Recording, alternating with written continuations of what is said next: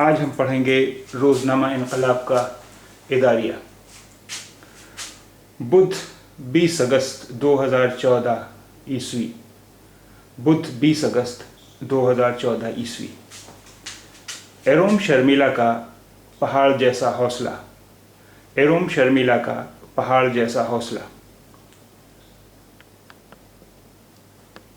شورش زدہ علاقوں میں فوج کو حاصل خصوصی اختیارات کے خلاف بے مثال جدوجہد کرنے والی منی پوری خاتون ایروم شرمیلا کو مقامی عدالت نے رہا کرنے کا حکم دے کر ان کے جمہوری حق کا اعتراف کیا اور ان کی جدوجہد کو تقویت بخشی ہے۔ ایروم کو تعزیرات ہند کی دفعہ 309 کے تحت گرفتار کیا گیا تھا، جس کا تعلق اقدام خودکشی سے ہے۔ حیرت ہے کہ یہ بات کیوں نہیں سمجھی گئی کہ ایروم نے 2000 عیسوی سے کھانا پینا اس لیے ترک کیا ہے، اس لیے نہیں ترک کیا کہ خودکشی کر لیں۔ حیرت ہے کہ یہ بات کیوں نہیں سمجھی گئی کہ ایروم نے 2000 عیسوی سے کھانا پینا اس لیے نہیں ترک کیا ہے کہ خودکشی کر لیں۔ ارادہ خودکشی کا ہوتا تو اس پر منٹوں میں عمل ہو سکتا تھا۔ اس کے لیے انہیں اتنے طویل ماہ و سال درکار نہ ہوتی۔ فاضل جج نے بڑے پتے کی بات کہی کہ وہ ناک کے ذریعے بہم پہنچائی جانے والی غذا سے انکار نہیں کر رہی ہیں، جو اس بات کا ثبوت ہے کہ ان کا ارادہ خودکشی کا نہیں بلکہ وہ اپنے انوکھے احتجاج کو جاری رکھنا چاہتی ہیں۔ خود ایروم کے بیانات سے بھی یہی ظاہر ہوتا ہے۔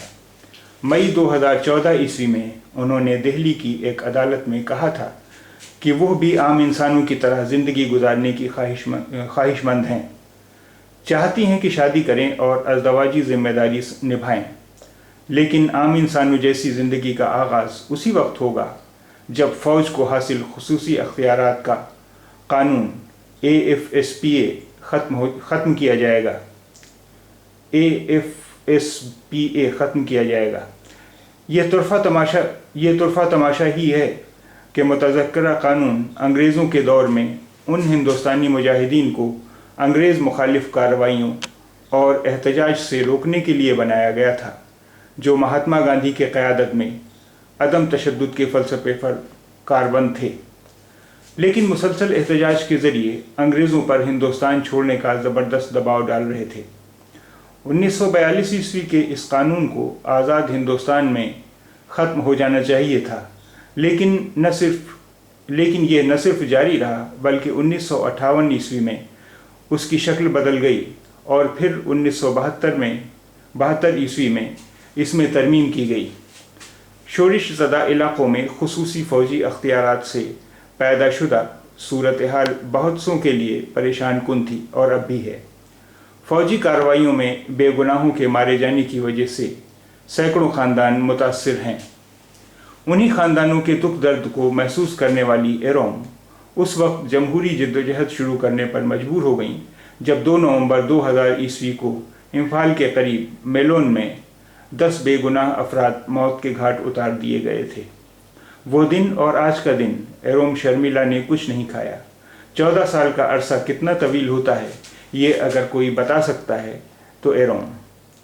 اس دوران ایسی کئی بھوک ہڑتالیں ہوئیں جن کا حکومت نے نوٹس لیا اور یا تو مظاہرین کا مطالبہ مان لیا یا ضروری وعدہ کر کے انہیں احتجاج واپس لینے پر آمادہ کر لیا۔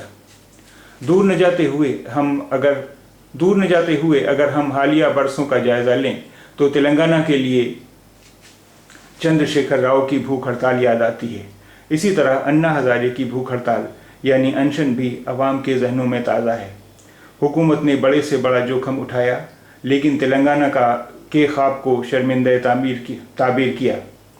انا کی بھوک ہڑتال کے آگے ہتھیار ڈالتے ہوئے حکومت نے پارلیمنٹ میں لوک بل منظور کیا، لیکن اگر کسی احتجاج کو یکسر نظر انداز کیا تو وہ ایروم شرمیلا کا احتجاج ہے۔